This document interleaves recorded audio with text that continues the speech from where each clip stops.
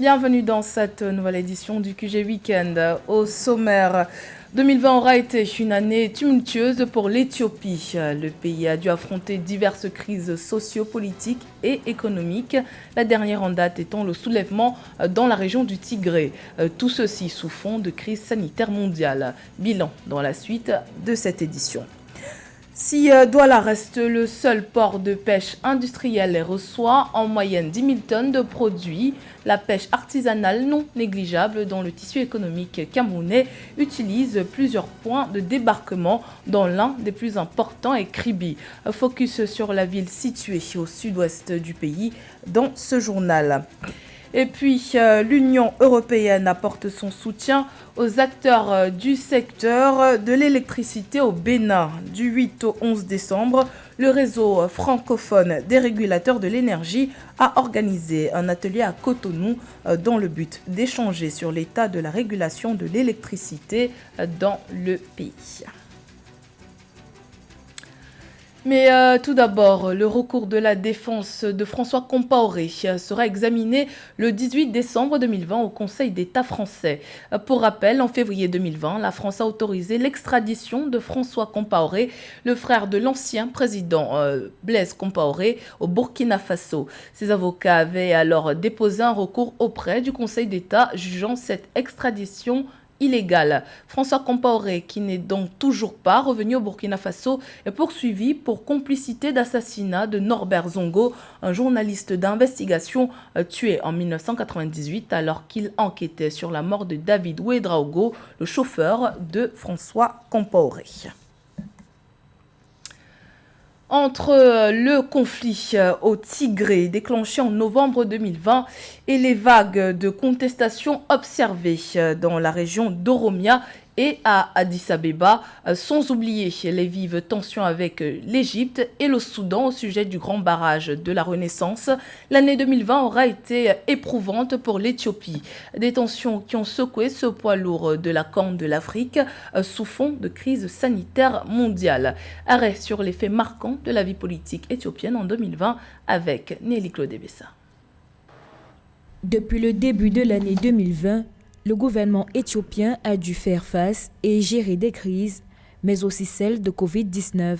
Les émeutes de 2020 sont une vague de troubles civils qui ont balayé l'Éthiopie après l'assassinat du musicien Hachalu Hundessa le 29 juin 2020, entraînant le décès d'au moins 200 personnes. Mais la plus grave crise est l'opposition politique entre les dirigeants de la région du Tigré et le gouvernement central qui porte sur l'organisation d'élections générales et régionales. En effet, les élections législatives précédemment prévues pour août 2020 ont été reportées en mars en raison de la pandémie de la Covid-19 et se tiendront probablement d'avril à juin 2021 au plus tôt. Une situation ayant conduit au conflit armé en novembre 2020 entre la région du Tigré et le gouvernement central éthiopien. Sur le plan politique, cette situation sécuritaire complique un peu la mise en œuvre d'une politique de stabilité, de dialogue, de paix. Aujourd'hui, la situation est relativement stable. L'armée centrale pense dominer la situation de manière générale, mais les combats ne sont pas encore terminés et la situation sur le terrain humanitaire est assez complexe. La situation va rester encore, je pense, un peu confuse pendant les mois à venir. De plus, les tensions entre l'Égypte, le Soudan et l'Éthiopie au sujet du grand barrage de la Renaissance éthiopienne sur le Nil bleu se sont intensifiées après que l'Éthiopie a annoncé qu'elle avait commencé à remplir le réservoir du barrage. Une action que l'Égypte a condamnée, affirmant que le barrage ne peut être rempli sans un accord juridique sur la répartition équitable des eaux du Nil. L'Éthiopie, pour sa part, avait déjà indiqué qu'aucune force ne pourrait l'empêcher de terminer le barrage et qu'il y a des millions de personnes préparées pour la guerre en cas de besoin. Pour l'heure, les pays concernés, à savoir l'Éthiopie, le Soudan et l'Égypte, ne se sont pas encore accordés pour le partage de cette ressource. Il n'y a pas encore de terrain d'entente. Pour l'instant, les voisins observent avec une forme de circonspection les décisions qui ont été prises de la mise en eau du barrage. C'est une ressource qu'ils ont en partage et le mieux ce serait qu'ils engagent très rapidement un dialogue pour trouver les meilleures modalités de la gestion de cette ressource en eau qui est vitale à la fois pour l'Égypte, le Soudan et l'Éthiopie. Malgré les changements incontestablement positifs introduits par le Premier ministre Abiy Ahmed depuis 2018, l'Éthiopie, pays au passé politique fortement rythmé par les guerres civiles, a traversé en 2020 de fortes turbulences de son histoire, exacerbées par le conflit au Tigré. Les Centrafricaines se mobilisent pour la paix. Une marche pour la paix a en effet eu lieu ce 10 décembre à Bangui. L'occasion pour les femmes de réclamer des élections équitables et transparentes à l'approche des scrutins du 27 décembre 2020. Kamesh Katapoulé. Promouvoir la paix et la non-violence, c'était l'ordre du jour d'une marche organisée ce 10 décembre à Bangui à l'occasion de la Journée internationale des droits de l'homme, un événement qui a regroupé plusieurs partis politiques et organisations de la société civile. Mais ce sont surtout les femmes qui se sont exprimées durant cette marche. Elle intervient à quelques semaines des élections présidentielles et législatives prévues le 27 décembre 2020.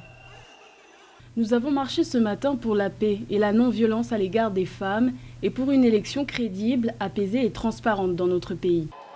Au fur et à mesure que se rapproche ce double scrutin électoral, les incertitudes demeurent quant à son déroulement. Hantée par plusieurs guerres civiles consécutives, la Centrafrique peine à oublier ces violences qui ont fait depuis le renversement de l'ancien président François Bozizé en mars 2013 des milliers de morts et de blessés selon Médecins sans frontières.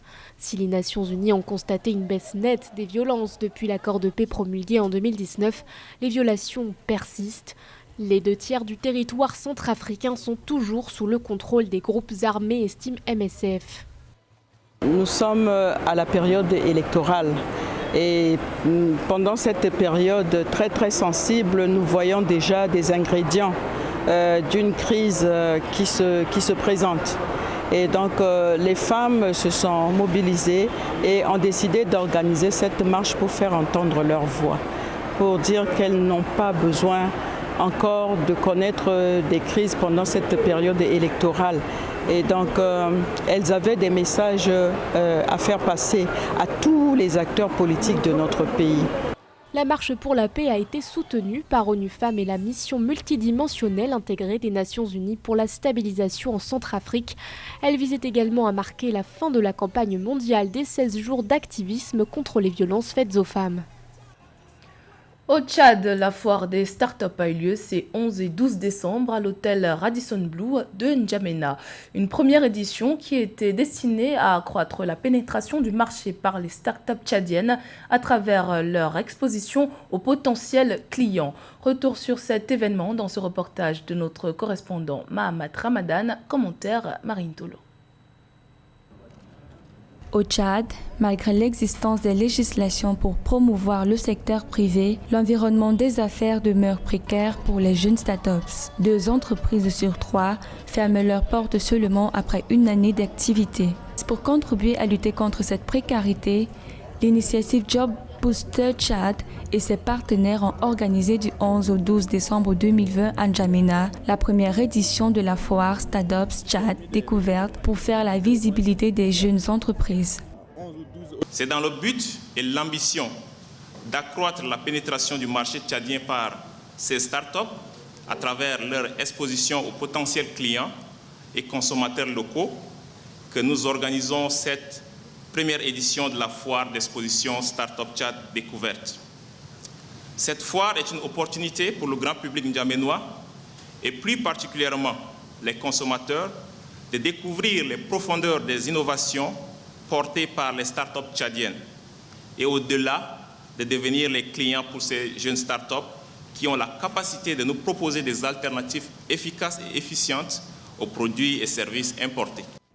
Cette foire d'exposition des innovations tchadiennes permet aux jeunes startups ayant des moyens limités d'accroître leur pénétration dans les marchés locaux et de nouer des partenariats stratégiques avec des firmes au niveau national. Une initiative saluée par les autorités et les jeunes entrepreneurs qui estiment que ce genre de rencontre doit être pérennisé.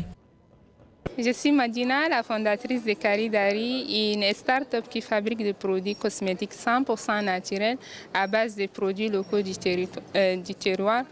Aujourd'hui, je suis vraiment contente d'être dans la foire Startup Tchad Découverte.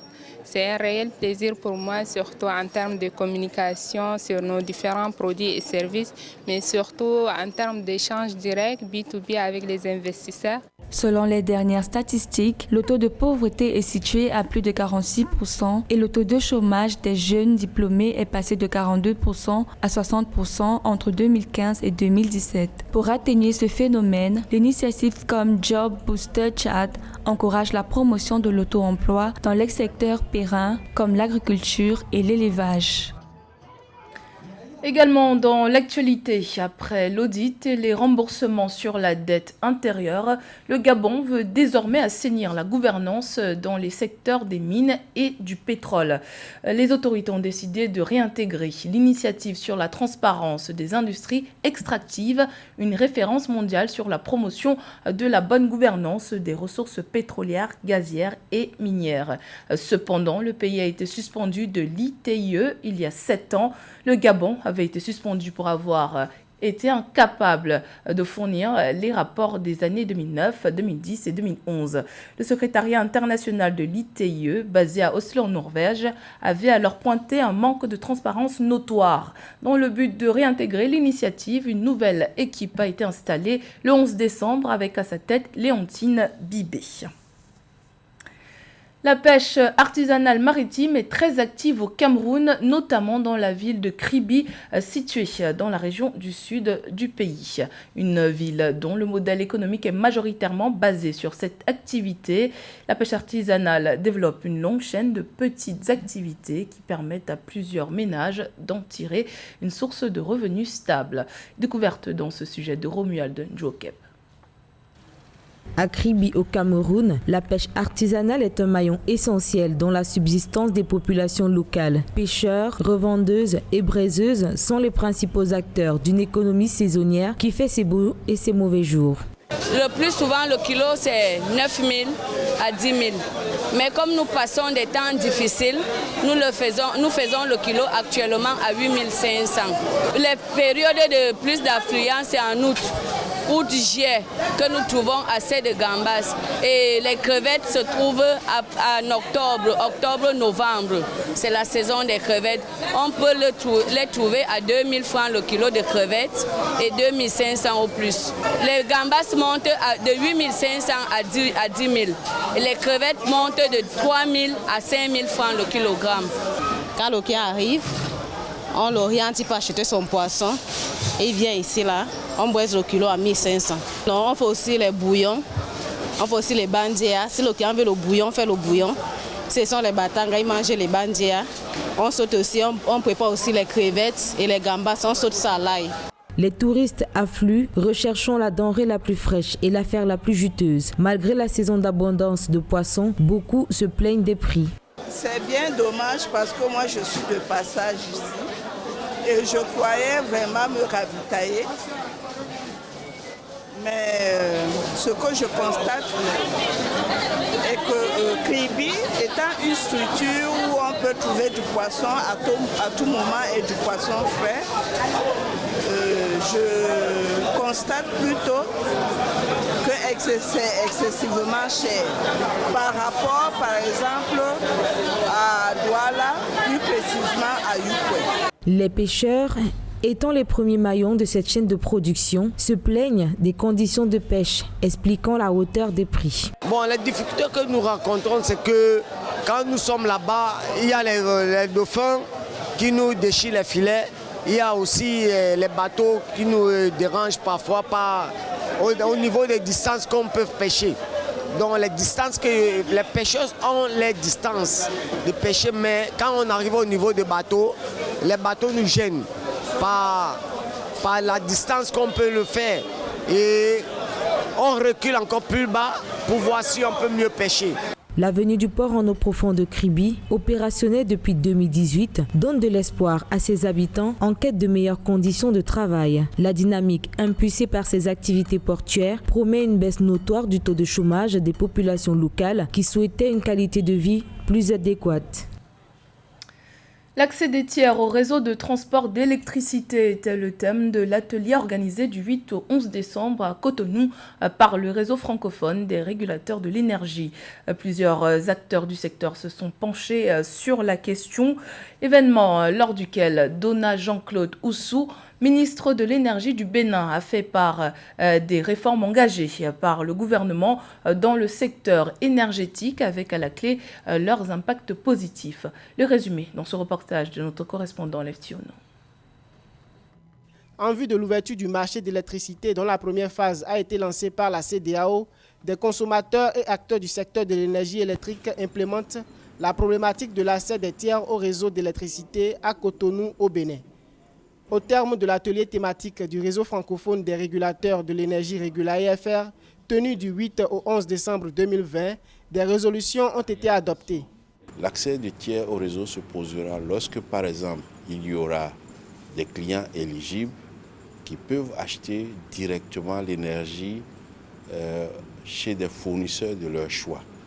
L'entité qui se charge du réseau de transport de l'électricité est la CEB et celle de distribution est la SBEE.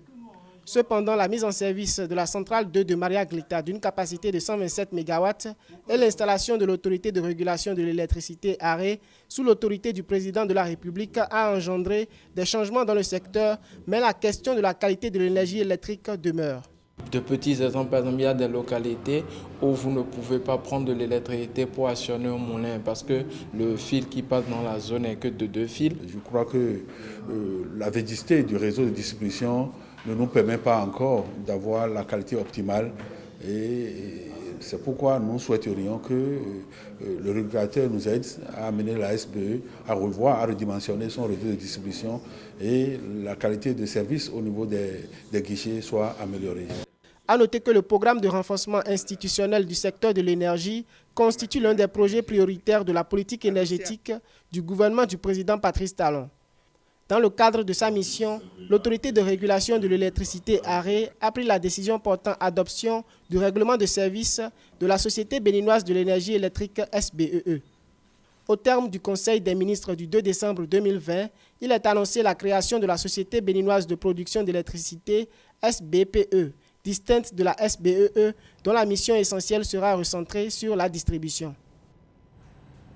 C'était le journal de la rédaction. Merci pour votre fidélité. Dans un instant, une nouvelle édition de l'actualité sur Africa 24.